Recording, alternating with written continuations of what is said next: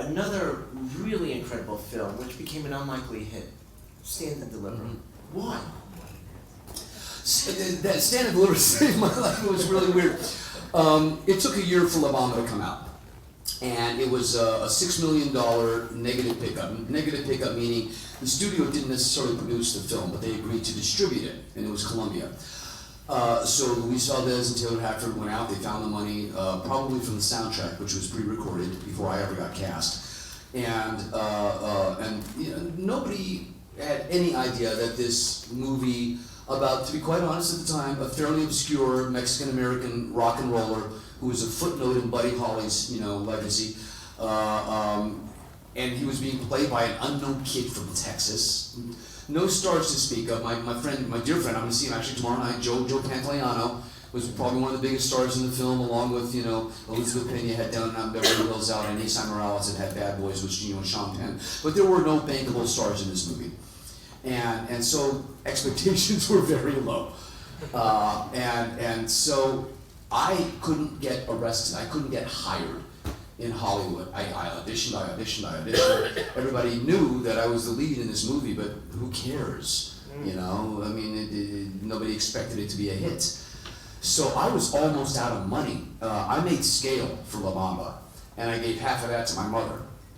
You know, Ritchie would have. So, you know, I probably had $3,000 left over, you know, and I had 3 roommates, and so, you know, I was paying $300 a month. But by Christmas, I was almost out of money, and I was going to have to go back to Texas. And out of the blue, I had auditioned for a television show called Crime Story. I was too young for that role, but the casting director was Bonnie Timmerman, who also cast Miami Vice. And so, just the way it works, I didn't get the Crime Story, but they called and said, oh, hey, there's a role on Miami Vice that you're actually right for. Here, go do this. So, next thing you know, I'm on a plane going to go do Miami Vice and getting paid as much as I did for La Bamba, which is crazy to me. And in this particular episode, it's called Red Tape, Viggo Mortensen is my partner who gets killed in the first 5 minutes, and the girlfriend of the bad guy is Annette Bening. So the 3 of us guesting in one episode of Miami Vice. Now, Edward James Olmos had done Zoot Suit with Luis Valdez, okay, who wrote and directed La Bamba, so we have that connection. So Eddie was aware of, you know, the fact that I had this movie in the can. We have one scene in this episode of Miami Vice, and it's multiple camera setups, and I figured out where my close-up camera was, all right, you know, and I do this one scene with Eddie, and we finish the scene, and Eddie looks at me and goes, what are you doing next month? Well, nothing, you want to have lunch?